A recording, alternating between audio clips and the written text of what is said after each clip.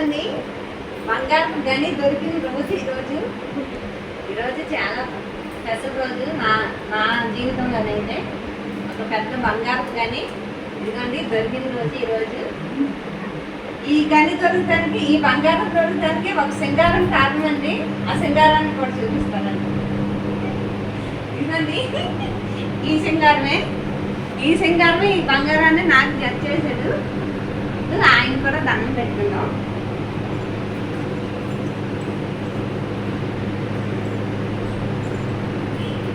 మా నాన్నగారు మాకు అత్యంత వేస్తున్నట్టు ఫీల్ అవుతుందన్నమాట. అందుకని ఇక్కడ పెట్టినాను.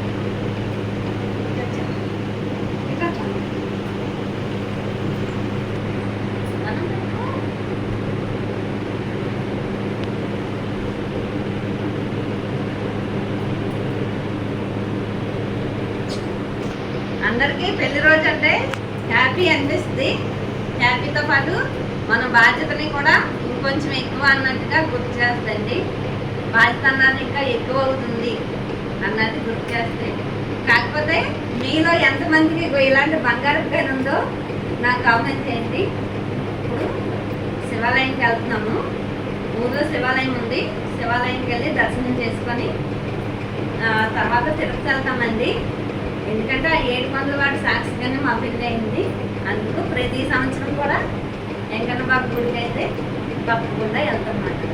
ఆ వెంకన్న బాబు దర్శనం అయితే ఖచ్చితంగా చేసుకుని వస్తాం. ఇంకా అండి మీలో పిల్లలు పెద్దలు అందరూ కూడా మమ్మల్ని విష్ చేయండి. పిల్లలైతే విష్ చేయండి, పెద్దలైతే దీవించండి మంచి మనసుతోని. మీరు దీవిస్తే నాకు 30 దేవతలు దీవించినట్టుగా మనసులో అనుభూతి కలుగుతుంది. ఇంకా అండి మరి గుడికి వెళ్ళి వచ్చేద్దాం. బాయ్.